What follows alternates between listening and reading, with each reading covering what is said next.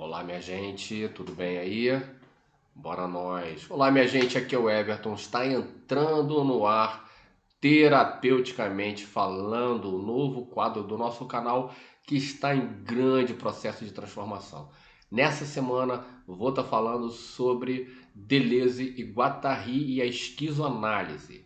Então, antes do nosso papo aqui no Terapeuticamente Falando, antes do nosso papo, você que não me conhece, meu nome é Everton Cardoso Júnior, sou um psicoterapeuta transdisciplinar, antropólogo de formação com mestrado em saúde coletiva pelo Instituto de Medicina Social da UERJ. Tenho um canal aqui, esse canal que se chamava o IMC2, né? E eu estou mudando esse nome do canal, mas é a mesma coisa, um canal de terapias transdisciplinares, que são técnicas transpessoais, holísticas e esotéricas. Né? Se você curte esse tema holístico, esotérico, terapêutico, transdisciplinar, transpessoal, aqui é a sua casa. Tem uma formação aí para você, uma formação terapêutica gratuita. Se você garimpar aí as nossas dicas, você encontra ela. Minha gente, vamos nós aí para o nosso papo de hoje aqui no Terapeuticamente Falando. Então vou falar sobre Deleuze e Guattari. E os trabalhos de Deleuze e Guattari representam uma ruptura crítica e criativa em relação à psicanálise tradicional, especialmente na forma como a psicanálise foi desenvolvida por Freud e Lacan. Em suas obras conjuntas, né, Deleuze e Guattari, como o Anti-Édipo e Mil Platôs. Vou mostrar para vocês aqui, ó, tem uns livrinhos aqui maravilhosos, né, o Anti-Édipo, que é esse primeiro livro deles, né, é, é, de 1972, e Mil Platôs é uma obra aí com a minha primeira edição, aqui, o volume 1 do Mil Platôs, e aí são 5 volumes, foi estruturado dessa forma aqui, né? Nesses trabalhos, nesses livros, né, Deleuze e Guattari vem apresentar a esquizoanálise, que é uma abordagem que vem se opor ali à noção de centralidade do Édipo, do complexo de Édipo, e a visão hierárquica e estruturalista do inconsciente, propondo um modelo bem diferente em cima do conceito de rizoma, um modelo rizomático, aberto e produtivo. Para Deleuze e Guattari, o inconsciente não é estruturado como uma linguagem, como a gente vê em Lacan, né? Mas como um campo de forças e intensidades, operando como uma máquina desejante. O inconsciente ele é produção social para Deleuze e Guattari. Vamos falar um pouquinho aqui, fazer um resumê breve, né, dos principais trabalhos de Deleuze e Guattari. Primeiro deles, o Anti-Édipo, que a gente mostrou ali, né? Bem profundo, maravilhoso. É uma crítica direta à psicanálise, especialmente, como eu já falei, em relação ao complexo de Édipo e a centralidade da psicanálise em relação ao complexo de Édipo. E também, né, especialmente, em relação à noção de desejo como falta.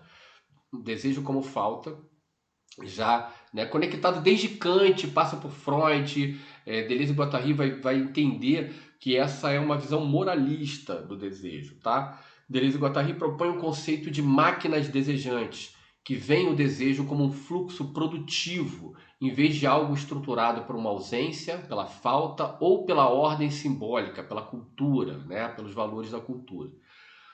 Introduzem a ideia de um corpo sem órgãos. Isso é bem interessante nesse antiédipo, como uma espécie de superfície onde os fluxos desejantes se inscrevem, rompendo com a ideia do sujeito unitário ou fixo.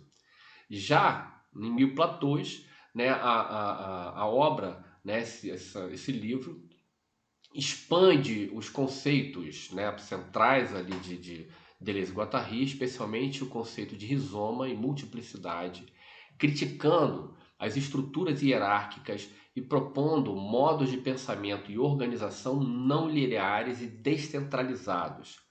Desenvolve a noção de estratos e territorialização barra desterritorialização, descrevendo como as forças sociais e subjetivas organizam, né, e reorganizam o desejo. Né?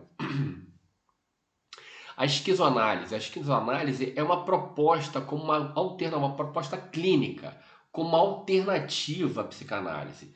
Em vez de interpretar o inconsciente por meio do Édipo e da linguagem, ela busca mapear os fluxos desejantes, os processos de produção da subjetividade e os mecanismos de controle que restringem o desejo.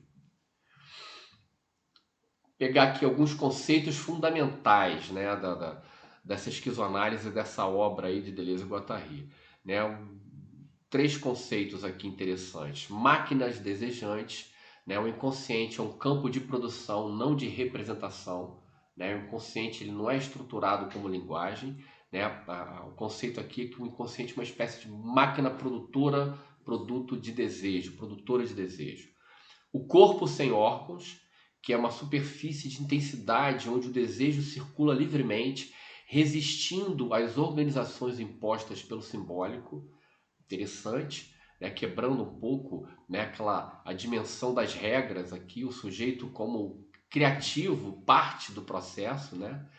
E o conceito de desterritorialização, né, que seria o processo de fuga das estruturas fixas do poder e organização subjetiva. Vamos lá. Aí vamos articular um pouquinho com a esquizoanálise todo esse pensamento, né? Em primeiro lugar, a questão do desejo como produção. Para Deleuze e Guattari, o desejo não é estruturado pela falta, como Lacan, né? Mas é produtivo, criando realidades e multiplicidades. Essa visão se opõe à noção lacaniana do desejo, como mediado pelo outro e pelo simbólico. A esquizoanálise, né, com o trabalho do Deleuze e Guattari, também vai fazer uma crítica ao Édipo. Ela rejeita o complexo de Édipo como uma estrutura universal e critica a psicanálise por impor modelos normativos que reprimem o desejo. Só para, né, entender aí, gente, ó, a visão lacaniana, né, questiona a universalidade do Édipo, né? Já tem esse questionamento ali, mas aqui vai ter um questionamento mais crucial, né? No anti-Édipo, inclusive, o Édipo é visto como uma máquina repressiva, criada pelo capitalismo e pela psicanálise tradicional, né? Uma máquina repressiva dessa potência criativa do sujeito do desejo. O inconsciente é a multiplicidade. Enquanto Lacan define o inconsciente como estruturado como uma linguagem, Deleuze e Guattari veem o inconsciente como um campo rizomático de intensidades e forças que não que não seguem uma lógica binária ou hierárquica. E a clínica da esquizoanálise, como é que é, né? A esquizoanálise, enquanto clínica, busca mapear os fluxos de desejos e os agenciamentos que bloqueiam ou potencializam esses desejos. Os agenciamentos podem bloquear ou potencializar o fluxo de desejo, enquanto que a psicanálise tradicional é vista como limitada por sua dependência ao simbólico e ao complexo de Édipo. Ainda assim, existem vários pontos de convergências aí entre a esquizoanálise e a psicanálise lacaniana, né? Umas convergências, por exemplo, né? Ambas abordagens reconhecem o caráter descentrado do sujeito e a importância do desejo para a formatação da subjetividade, para a formação subjetiva. Lacan com o conceito de sujeito dividido, sujeito barrado, e Deleuze e Guattari com suas máquinas desejantes compartilham uma crítica ao sujeito cartesiano. Interessante, né? Mas temos bastante diferenças aí, né? Diferenças em relação ao desejo, né? Para Lacan, o desejo é estruturado pela falta e mediado pelo outro. Em Deleuze e Guattari, o desejo é produtivo, múltiplo, não subordinado a uma lógica fálica ou ao Édipo. E a relação né, da esquizoanálise desses conceitos de Deleuze e Guattari com o real lacaniano, né? Lacan desenvolve o conceito de real como aquilo que resiste à simbolização, enquanto Deleuze e Guattari veem o corpo sem órgãos como uma superfície onde o real pode se manifestar em fluxos de intensidade. Tem uma crítica ao simbólico também aí, né? Porque real, simbólico e imaginário são estruturas fundamentais dentro da visão lacaniana da realidade, né?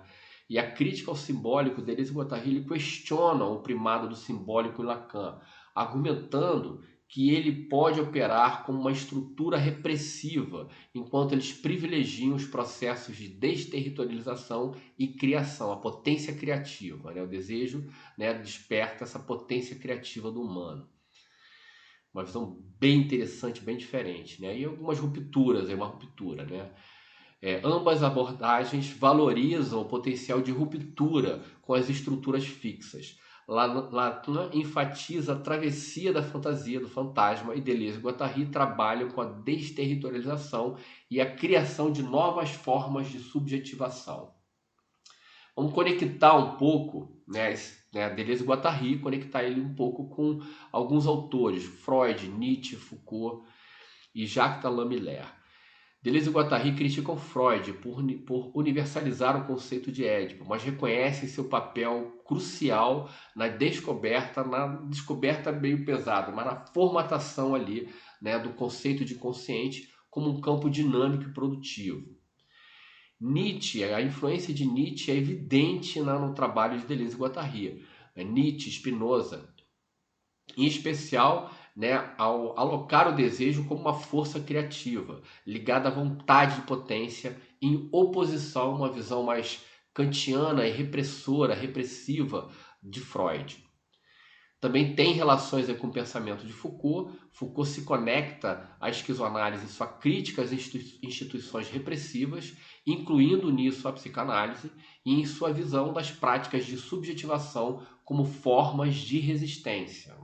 Né, um ponto de contato aí do pensamento Foucaultiano com o pensamento de Deleuze e Guattari. Jacques Alain Miller responde às críticas de Deleuze. Miller vai responder às críticas de Deleuze, defendendo a centralidade do simbólico e do nome no pai na estabilização do sujeito. Né? Vamos lá falar um pouquinho de algumas contribuições da esquizoanálise. Né? É uma espécie de cria um modelo alternativo ao Édipo, né? Uma crítica ao modelo de piano e ao papel normativo da psicanálise tradicional, vê o desejo como potência, a visão da esquizoanálise, né, produz uma visão do desejo como produtivo, que transcende a noção de falta, que está além da falta. Aí temos o conceito de rizoma e o conceito de multiplicidade, né, um modelo de subjetividade não hierárquico que respeita a pluralidade e a criatividade do inconsciente. E também a clínica criativa, né? É uma abordagem que valoriza a singularidade e a liberdade dos fluxos desejantes. Gente, então, concluindo, né? Os trabalhos de Deleuze e Guattari oferecem uma crítica radical à psicanálise tradicional e uma visão alternativa do inconsciente e do desejo. Apesar das diferenças com a psicanálise, notadamente a psicanálise lacaniana, há pontos de convergências importantes na valorização do desejo e na crítica ao sujeito cartesiano.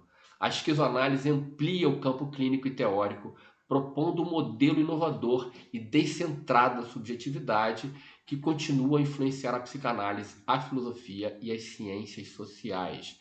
A clínica, né, da esquizoanálise é uma clínica bem mais ampla e que potencializa, ligado ao conceito de potência, vontade de potência nietzschiano, né, ligado também ao pensamento de Spinoza, que vai ver o desejo como algo criativo, como uma produção, como algo produtivo. Gente, um pouquinho ali, uma introdução a um tema que é maravilhoso. A esquizoanálise é uma ferramenta terapêutica poderosa para a gente lidar especialmente com todas essas questões de saúde mental produzidas pela nossa sociedade, produzidas pelo capitalismo. Esse foi o papo de hoje no Terapeuticamente Falando. Né? Semana que vem tem mais. Muito obrigado. Até a próxima. Um beijo. Obrigado.